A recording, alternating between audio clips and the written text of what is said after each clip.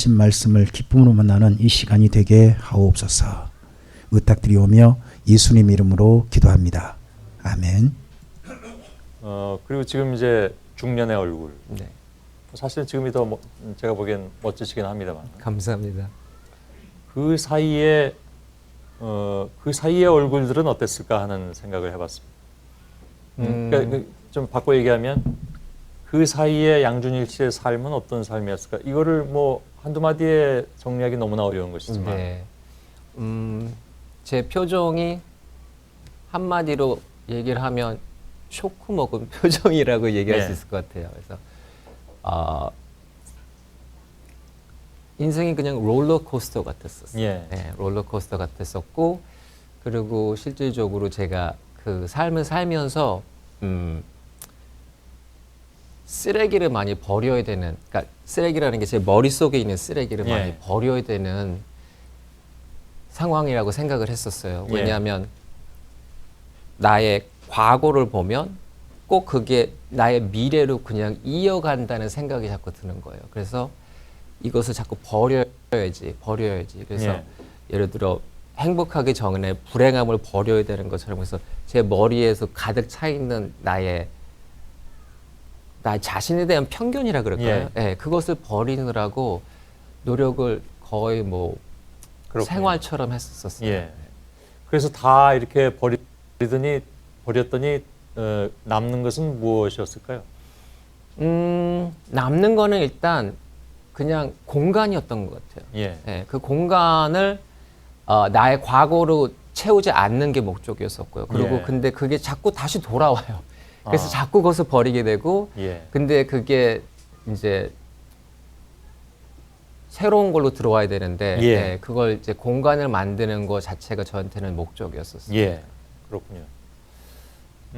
이해가 될 것 같긴 합니다. 뭐, 네. 방금 보셨던 그 영상은 그 작년에 슈가맨이라고 하는 프로가 있었어요. 거기에 나왔던 그 우리나라에서 20대에 가수 활동했던 양준일 씨라는 분이에요.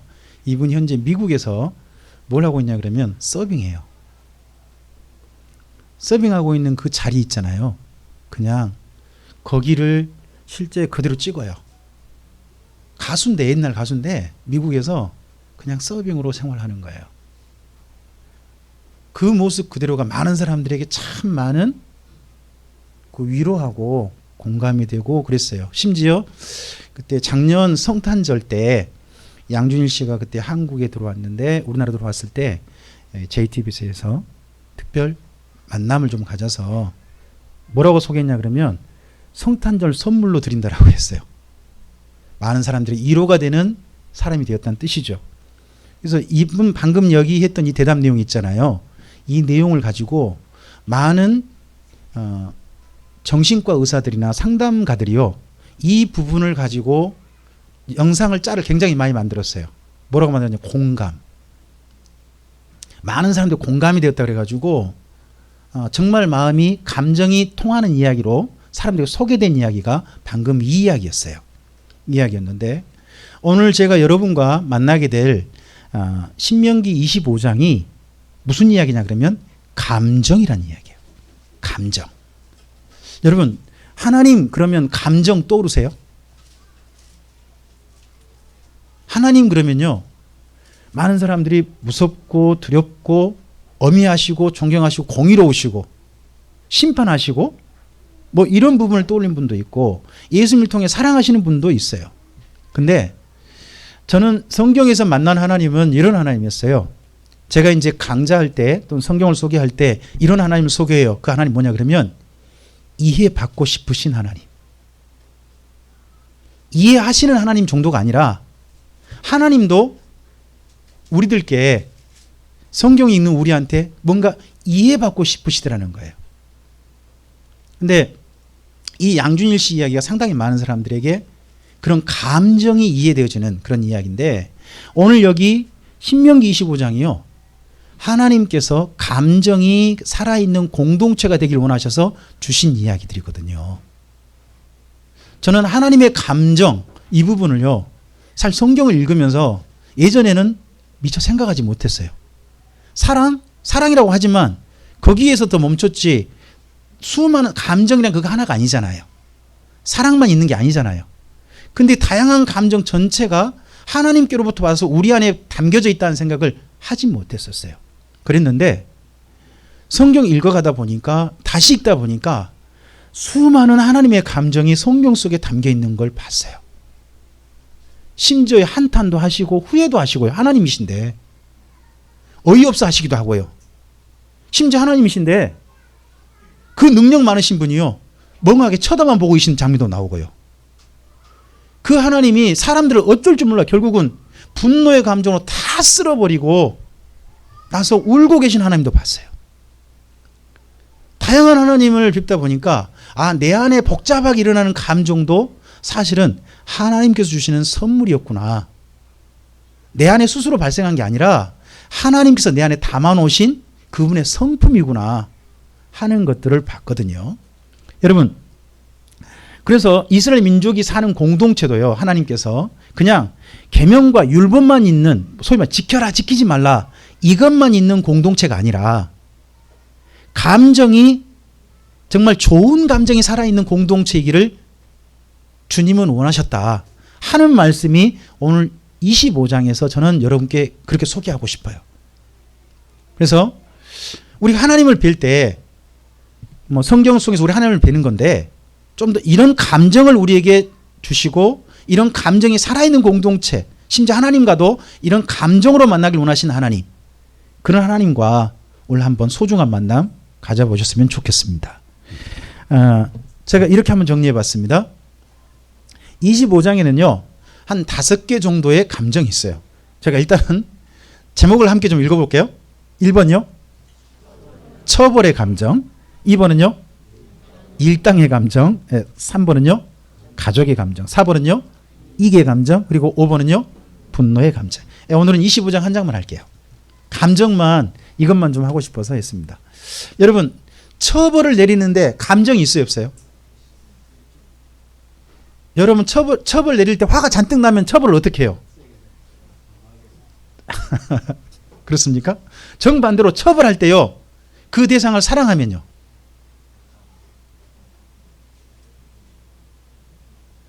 매를 그래도 어디 다칠까 봐 한 생각한 그런 것도 있고 한 대라도 덜 때리게 되죠.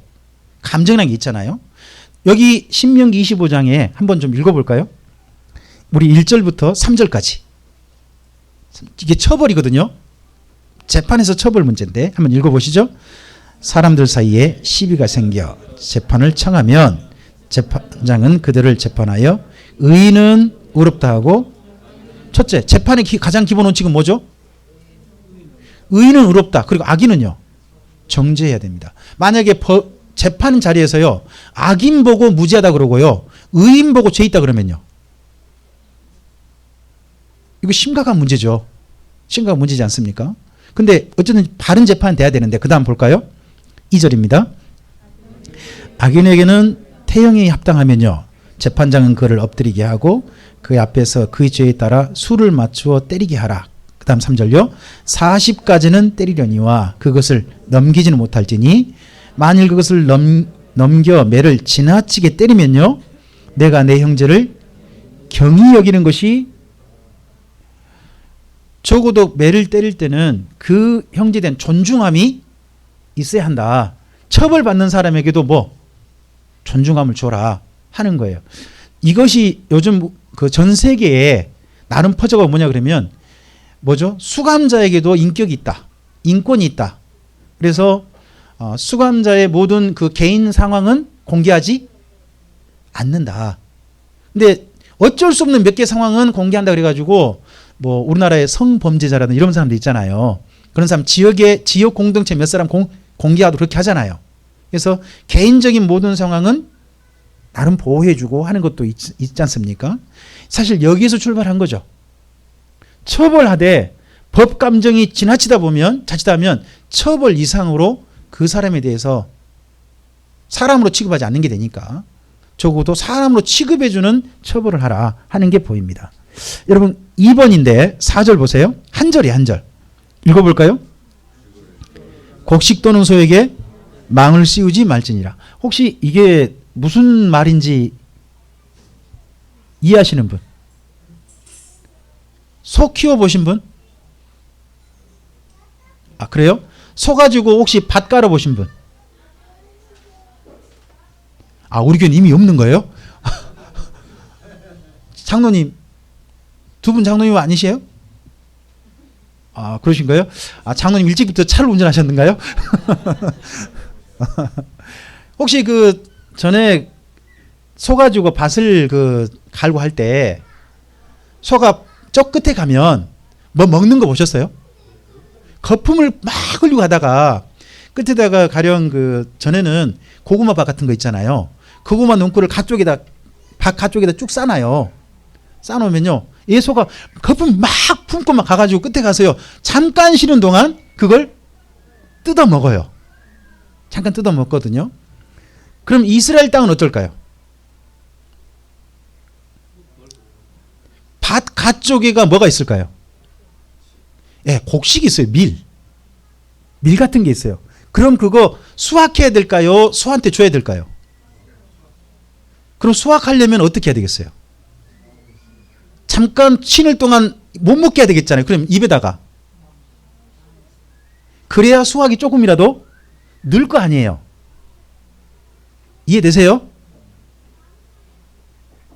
그런데 그렇게 가에 가서 잠깐 쉴 동안 소에게도 뭐가 필요하다고요? 일당이 필요한 거예요. 가 쪽에서 그 먹는 그 먹거리 있잖아요. 밀이에요. 밀 사실은 밀이나 보리예요. 그 집엔 전부 다 정성을 심어 놓은 거죠. 하지만 그 소가 그 먹는 건 뭐 하라고요? 허용하라고요. 허용. 이게 일당의 감정이에요. 받는 사람, 일하는 사람에게는 그 소에게도 가 쪽에 있는 먹거리가 굉장히 소중한 것처럼 그날 하루 일하는 사람에게는 그만큼 그 일당이 소중한 거다 하는 걸 이야기하는 거예요. 한 절이지만 이 한 절이요, 나중에 신약 성경까지 와요. 이 한 절이 그만큼 일하는 사람에게 뭐를, 합당한 대우를, 합당한 그런 일당을 꼭 지급하라 하는 내용으로 신약 성경도 사용되어집니다. 이 말씀이. 자, 그 다음에 5절부터요.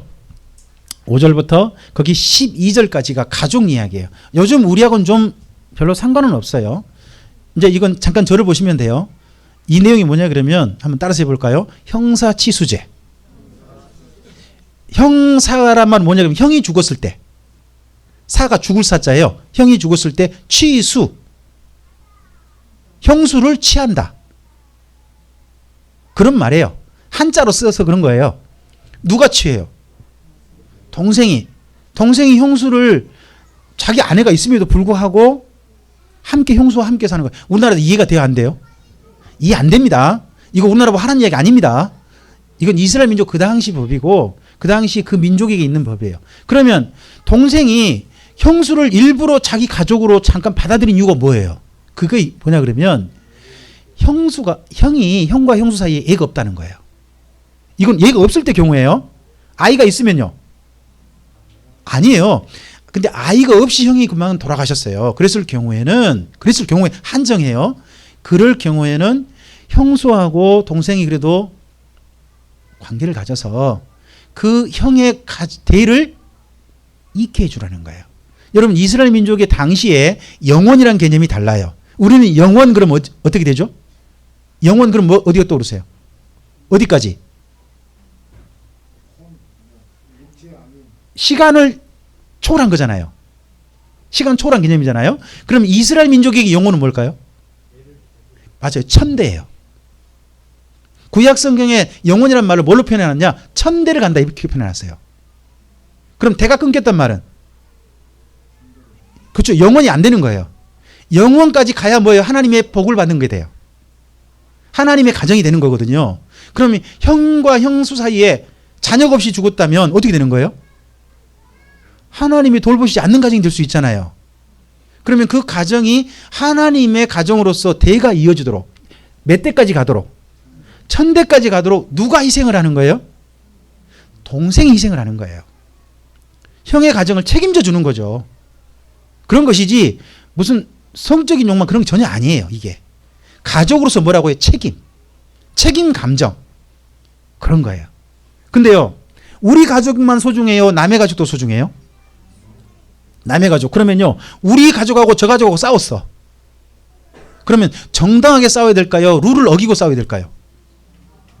여러분, 싸움에도 룰이 있답니다. 지켜야 할 법칙이 있다는 거예요. 두 가정이 싸웠을 때요, 여러분, 여성은 싸움의 자리에 보통 들어갈까요? 못 들어갈까요? 남자들끼리 싸우는 거예요. 그 당시 법은. 근데 자기 남편이 너무 지금 불리해. 일방적으로 몰려. 그럼 여성이 거기에 끼어들 수 있을까요? 없을까요? 있지요. 왜 없어? 여러분, 여성이 그러면 할 수 있는 최고의 공격이 뭐예요? 네? 머리를 잡는 거예요? 남자? 그거 갖고 남자한테 공격이 안 먹혀요. 남자를 공격하려면, 상대편 남자를 공격하려면 여성으로서 최고의 공격 무기가 뭐예요? 차는 거예요, 거기를. 소위 말 조인트를 깐다 그러잖아요. 그러는 거예요. 근데요, 여성으로서 자칫 공격을 어떻게 할 수 있느냐? 상대편 정말 그 남자의 성기를 훼손할 수 있는 공격을 할 수 있단 말이에요. 훼손돼 버리면 어떻게 될까요? 그 집대가 끊기는 거예요. 그러니까 싸움에도 서로 룰이 있는 거예요. 서로 그러면 양쪽 집안 싸울 때 어디는 공격 안 할까요? 남자들끼리 그러니까 소위 말해서 저기 권투요, 권투. 위쪽으로 하면 공격한다는 듯이 그런 거지, 결코 소위 말해 조인트를 까는 그런 공격을 안 하는 거예요. 근데 여성으로서는 공격해봐 자기 공격 안 먹히니까 그냥 남성의 거기를 공격할 수, 어쩌면 상황은 이해되잖아요. 근데 그런 공격하면 된다 안 된다? 안 된다는 거예요. 그것도 가족 사이에 서로 지켜야 될 감정이죠. 우리의 가족 감정이 너무 지나쳐가지고 상대편 가족에게까지 피해를 주면 안 된다는 거예요. 여러분, 가족의 공감대가 참 중요하죠. 유대감 중요하잖아요. 근데 그 유대감이 지나쳐서 상대편 가족에게 피해주는 유대감까지 가면 안 된다 하는 이야기가 성경 속에 있는 거예요. 결국 가족의 책임감이라는 감정이 있고, 그렇죠? 거기에다가 그 유대감이 지나치면 안 된다라고 하는 선을 지키라 하는 그런까지 성경 속에 있다는 거예요. 그리고 그 다음 내용 한번 읽어볼게요. 13절부터 16절입니다. 13절부터 16절 읽어보죠.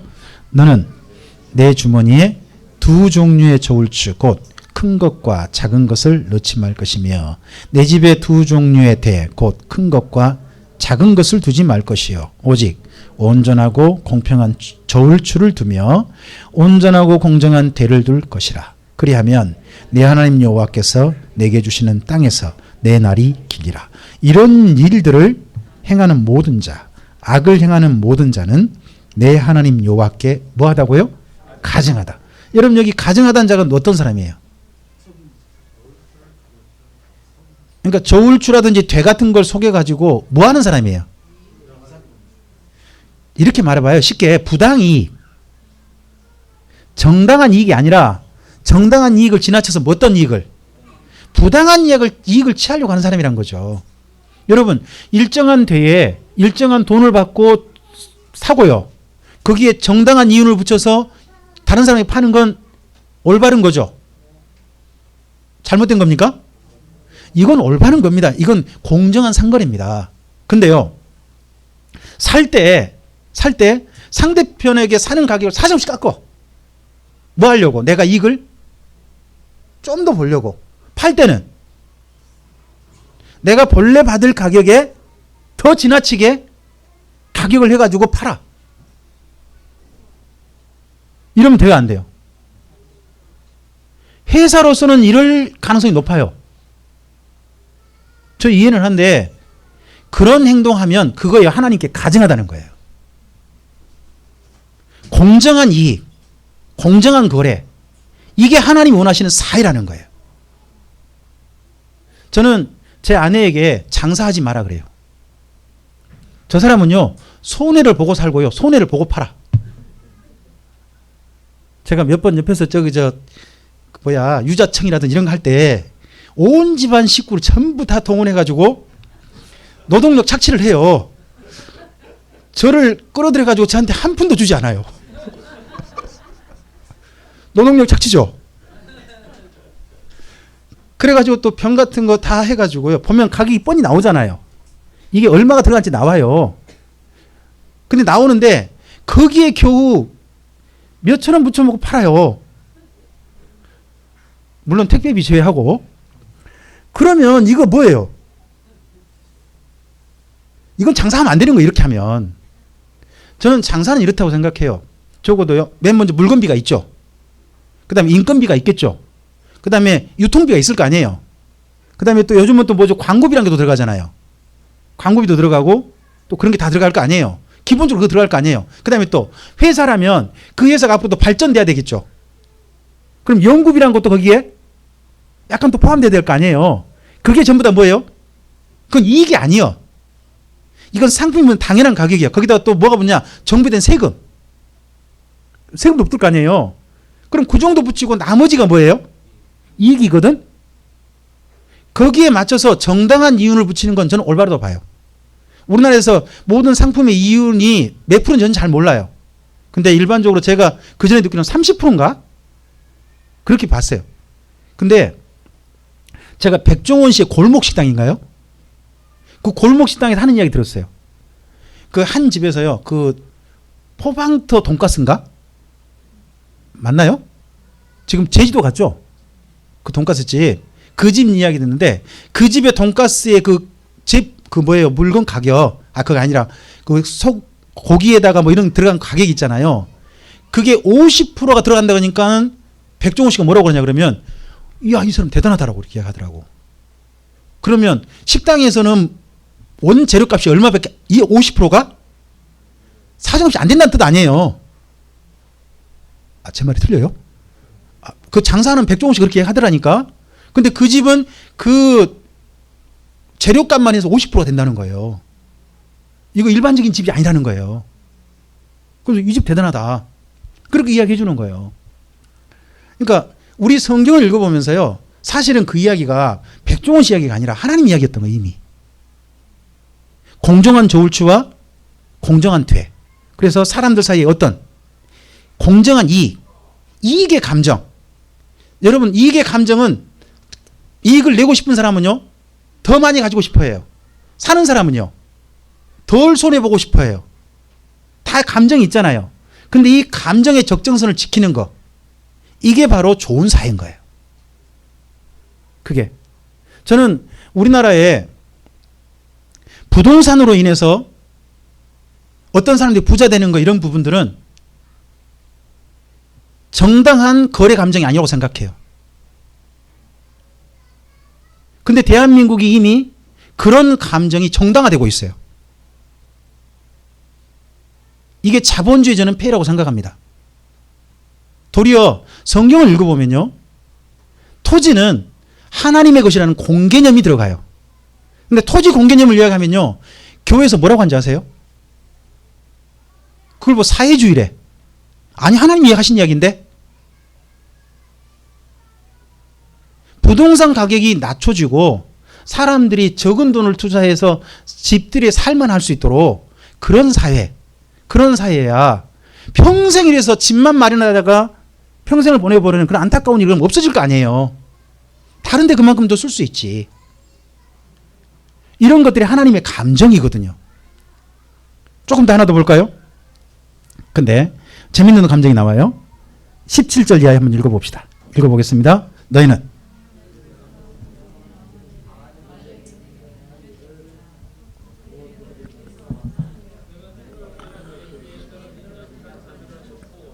하나님을 두려워하지 아니하였느니라. 그러므로 내 하나님 여호와께서 내게 기업으로 주어 차지하게 하시는 땅에서 내 하나님 여호와께서 사방에 있는 모든 적군으로부터 내게 안식을 주실 때에 너는 천하에서 아말렉에 대한 기억을 지워버리라. 너는 잊지 말지니라.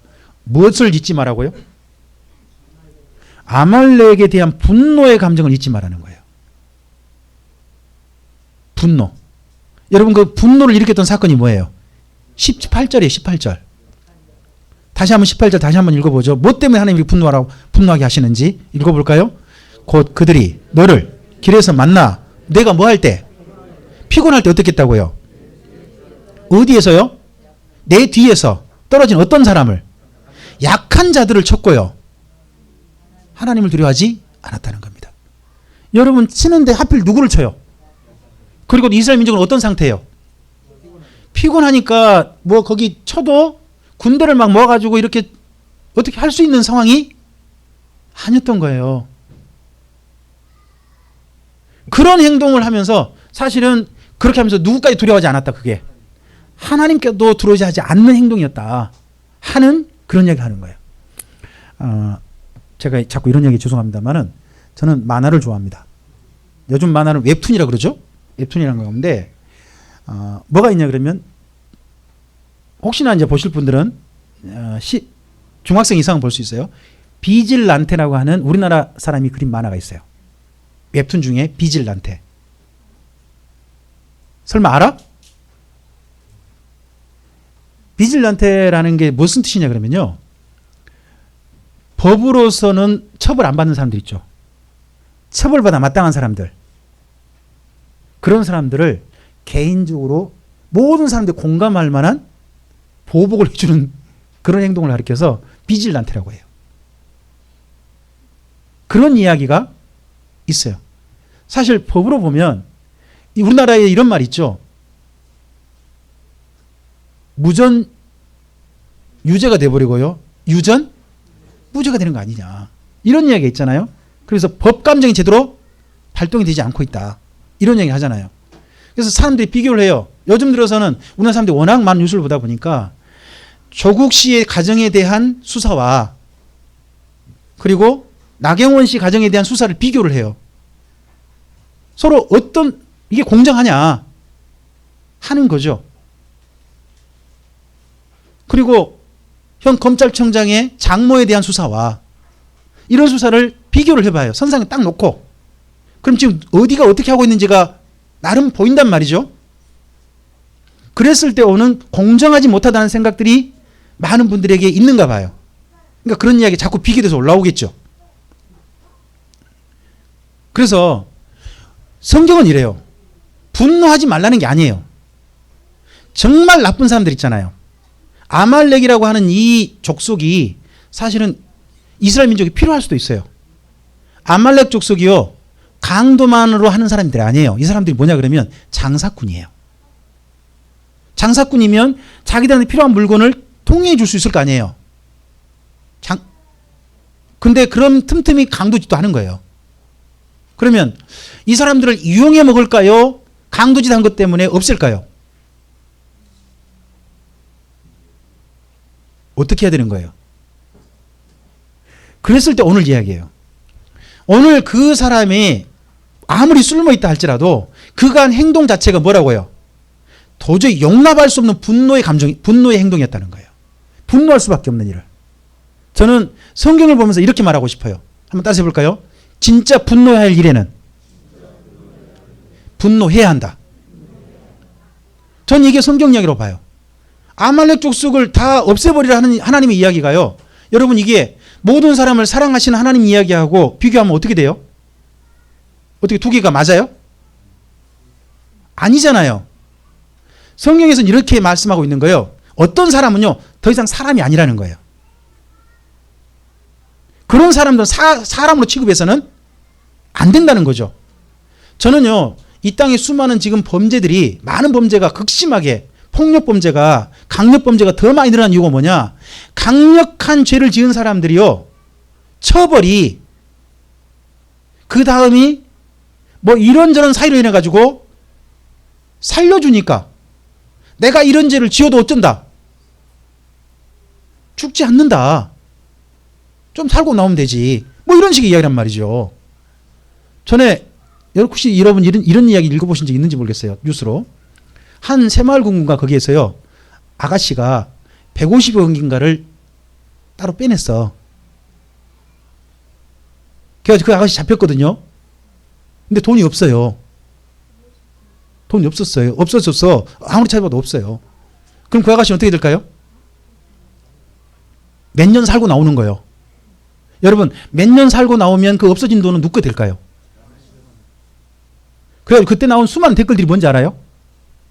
댓글들이 야 나도 몇 년 살고 나와서 이 돈 된다면 나도 몇 년 살고 나오겠다. 이런 말이 막 달리는 거예요. 법이라는 게 처벌이 그렇게 되니까 그 분노의 감정이 공감이 안 되니까 수많은 사람들이 죄를 꿈꾸게 된단 말이에요. 오늘 성경에서 많은 이야기들 하지만 하나님께서 이 공동체 사이에 있어야 될 이 감정들, 이것들 우리가 한번 생각을 해보셔야 돼요. 사실 이건 하나님이 아니어도 우리 충분히 공감되는 감정 아닌가요? 또 그럼 여기까지 상세해 봅시다. 잠깐만 정리 한번 해봅시다. 여러분 지금 우리가 신명기를요 25장까지 살펴보셨어요. 그럼 그 사이에 하나님께 수없이 많이 이렇게 했으면 좋겠다, 이렇게 했으면 좋겠다는 이야기를 여러분 살펴오셨어요. 기억은 안 나시죠? 기억나세요? 기억 안 나실걸요?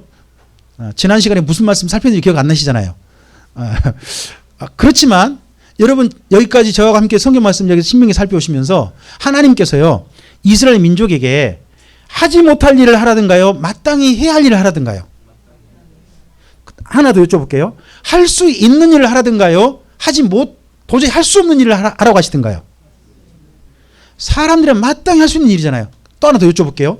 하나님께서 하라고 하신 대로 이스라엘 민족이 살면 좋은 세상이 되겠든가요, 안 좋은 세상이 되겠든가요? 그럼 또 여쭤볼게요. 이 말씀을 받은 이스라엘 민족이 이 다음에요 좋은 세상을 이루나요, 안 좋은 세상을 이루나요?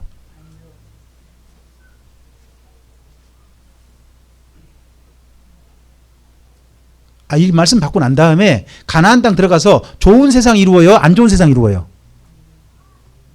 죄송스럽게도, 하나님께 너무 죄송스럽게도 안 좋은 세상을 이루어요. 그러면 어떻게 됐다는 거죠?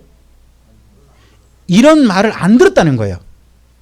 이렇게 살아야 좋은 세상이 되는데 다 알아요. 이거 마땅히 행해야 된다. 또 우리가 행할 수도 있다. 하지만 사람들은 그렇게 행하지 않았다는 거예요. 그러니까 신약 성경이 결론을 내려요. 율법은 선하되 율법 앞에 사람이 서면 뭐가 된다? 죄인이라는 거예요. 그럼 여쭤볼게요. 누가 죄인이에요? 어떤 사람이 죄인이에요? 죄인이란 마땅히 행해야 할 게 무엇인지 알면서도요 그렇게 살지 않는 사람들이에요. 그렇게 살고 있지 않는 사람들이 역사 속에서 이미 증명이 된 거예요. 오늘 우리까지 온 거예요. 이 말씀들을 통해서 다시 한번 이런 것까지도 살펴보았으면 좋겠습니다. 그리고 하나 더 정리 한번 해봅시다. 우리 서로에게 좀 이야기해 봅시다. 눈으로만 보시고 그러시면서 하나님의 감정이 흐르는 세상을 만들어 봅시다. 여러분 이 땅 가운데 저는 이 25장의 감정이 흐르는 세상 정도 된다면요 공감하는 세상이 된다고 저는 생각해요. 2020년 최근 들어와서 가장 많이 쓰이고 있는 단어 가운데 공감이란 단어, 공감. 근데 그 공감하는 세상은요 원래 누가 꿈꾸신 거냐? 하나님께서 꿈꾸신 세상이에요. 이 꿈꾼 세상이 우리를 통해서 이 땅에 조금이나마 실천되었으면 좋겠습니다.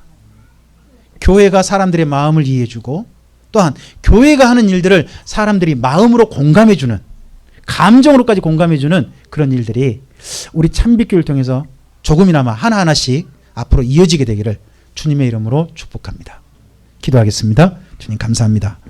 함께 주의 말씀을 살폈습니다. 이 말씀 살피면서 하나님께서는 이스라엘 민족에게 원하신 세상이 그저 딱딱하고 답답하고 엄격한 그런 세상이 아니라 감정까지도 공유되는, 감정까지도 서로 통하고 이런 감정의 세상이라면 나도 살고 싶다는 그런 세상을 살기를 원하셨던 것을 확인하게 됩니다. 그리고 이 말씀을 오늘 우리들에게 보게 하신 까닭 또한 그러한 세상이 우리들을 통해서는 이 땅에 조금이나마 실현되기를 원하셔서 이 말씀을 보게 하신 줄로 압니다. 주님, 이 말씀이 다시 한번 우리와 만나는 사람들 사이에 나는 어떻게 감정을 공유하고 있는지, 나를 통해서 어떤 감정이 주변 사람들에게 전해지고 있는지를 볼 수 있게 하옵소서. 그래서 하나님께서 기대하시는 정말 좋은 감정이 공유되고 공감되어지는 세상에 우리들이 사용되어지는 아름다운 내일이 우리가 바로 누릴 내일이 되게 해 주시옵소서. 의탁드리오며 예수님 이름으로 기도합니다. 아멘.